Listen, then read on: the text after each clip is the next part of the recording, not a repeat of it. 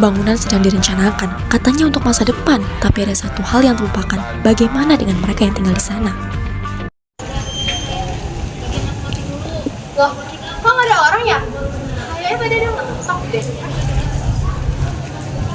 Ustaz apa? Bisa nggak sih? Enggak.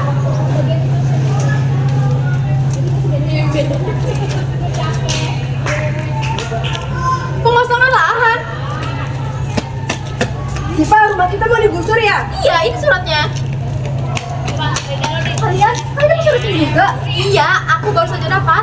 Iya, saya juga barusan dapat surat ini tadi pagi. Emang surat apa nih Bu Baru? Rumah kita mau digusur, di sini mau dibangun gedung yang tinggi. Tapi kenapa kita tidak pernah diajak bicara? Iya, ini gimana sih? Masa mereka membuat keputusan ini tanpa musyawarah terlebih dahulu? Oke, tenang semuanya. Mari kita bicarakan semuanya dengan Loh, ada apa ini? Pak, ini kita baru saja dapat surat tentang pengosongan lahan. Iya, Pak, ini gimana sih? Loh, kalian nggak diajak rapat? Nggak ada musyawarah, nggak ada pembicaraan juga keluarga. Salah ini, Pak, nggak bisa kayak gini. Wah, kalau gitu kita harus cari tanggung jawaban dari mereka. Ayo. Pak.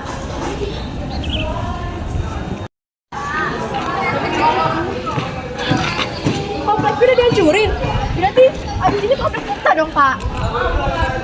Selamat siang Bapak Ibu, di sini saya ingin memberitahukan mengenai pembangunan di wilayah ini. Menyampaikan setelah kami menerima surat penggusuran. Pembangunan ini sudah direncanakan. Gedung ini nantinya akan dibangun menjadi pusat ekonomi utama yang akan mendatangkan banyak lapangan pekerjaan. Nggak bisa. Bagaimana dengan rumah kami? Sudah memberikan surat pemberitahuan. Surat bukan berarti musyawarah. Maksudnya Kita tidak pernah diberi kesempatan untuk berpendapat.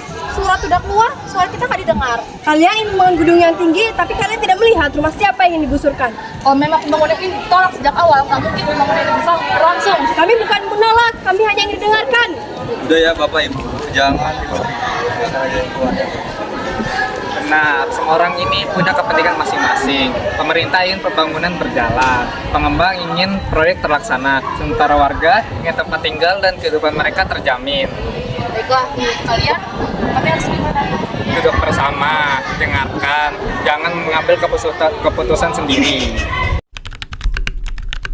Ini kita berkumpul bukan untuk mencari siapa yang salah. Kita berkumpul untuk menemukan solusi yang bisa disepakati oleh bersama. Saya ingin semua orang menyampaikan pendapat, tidak ada yang boleh memotong pembicaraan. Kami tahu kok pembangunan tersebut untuk kemajuan. Saya juga nggak menghambat kemajuan tersebut. Tapi di sini ada hak kami sebagai warga. Di sini tempat tinggal kami.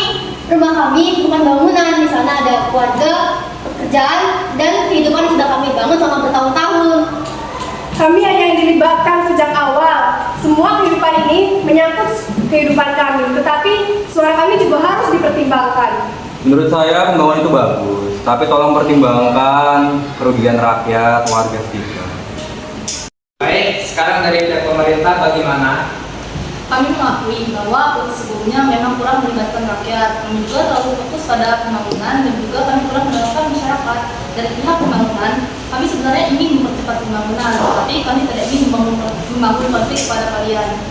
Bagaimana kalau misalnya pembangunan tetap berjalan, tapi tolong berikan solusi buat warga yang terdampak. Iya betul. Misalnya seperti kita mendapatkan pengganti rumah yang layak. Itu bisa dibicarakan. Bagaimana dengan usaha warga?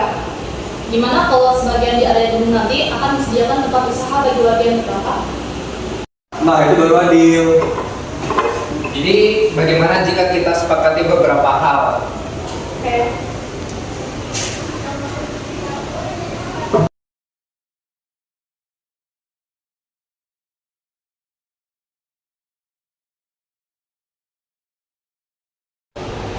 Baiklah, apakah semuanya sepakat? Saya setuju. Saya juga setuju. Jika semua suara warga didengarkan, saya setuju. Kami juga setuju. Ya, saya juga. Apa yang baru saja kami lakukan adalah salah satu cara mengamalkan sila keempat. Sila keempat berbunyi kerakyatan yang dipimpin oleh hikmat kebijaksanaan dalam permusyawaratan perwakilan. Sila keempat mengajarkan bahwa setiap orang memiliki hak untuk menyampaikan pendapat. Keputusan yang mengangkut kepentingan bersama, kita harus mendengarkan suara dari semua pihak. Bukan memaksakan kehendak atau membuat keputusan secara sepihak. Perbedaan pendapat tidak harus selalu berakhir dengan pertengkaran. Karena melalui musyawarah, kita bisa mendapatkan solusi yang dapat diterima semua orang. Sebab suara terkecil pun Tetap berhak untuk didengar.